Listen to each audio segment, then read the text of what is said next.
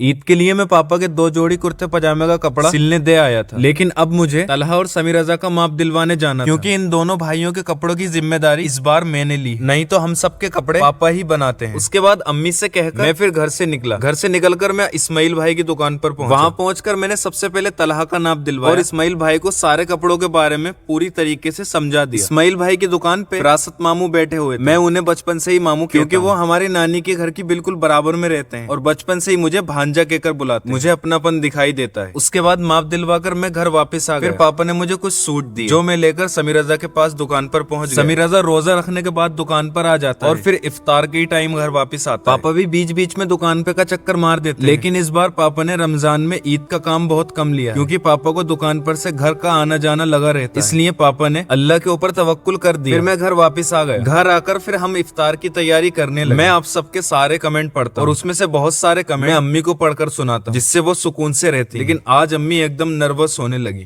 परेशानी उठाई हमने, यही परेशानी है। अरे रो क्यों रही?